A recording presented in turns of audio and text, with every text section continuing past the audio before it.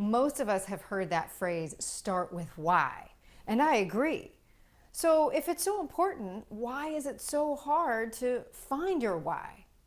I know why, because there's not one why, there's four, at least four. I'm Tamsen Webster of tamsenwebster.com, and that's what we're talking about this week on Find the Red Thread.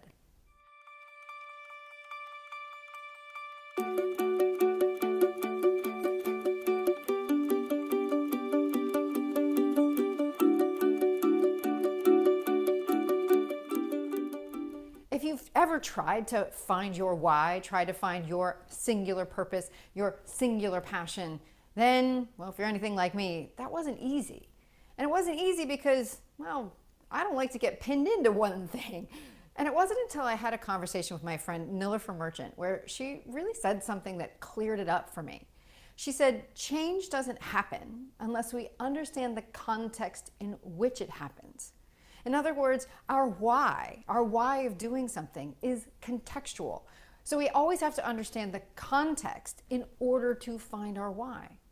So the good news here, though, is that we have the tools to do that, because that's what the red thread is all about. It's about making visible this invisible context for your idea, for the change that you're trying to create in the world.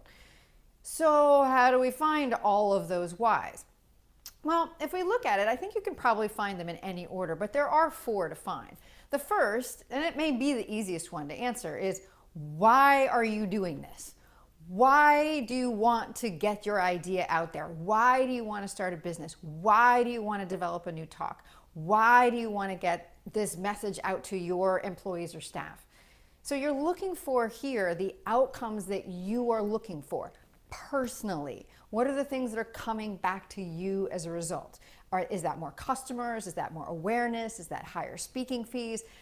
You need to understand why you're doing this in order to reattach to that sometimes when the going gets tough. You're saying to yourself, oh, right, this is why I'm doing this.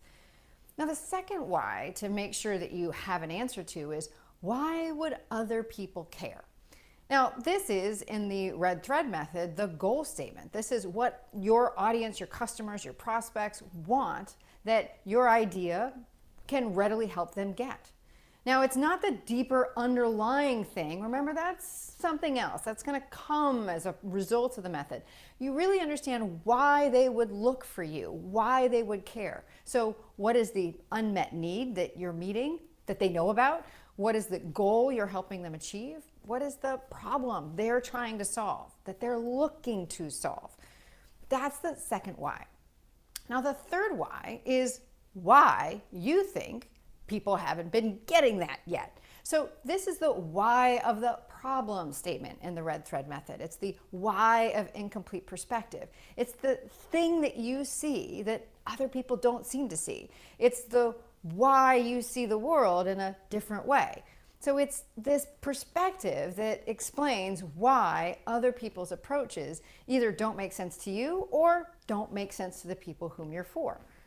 Now, the fourth why is a deeper why. And I think to some extent, this is what Simon Sinek was talking about in his great TED Talk, Why Great Leaders or How Great Leaders Inspire Action.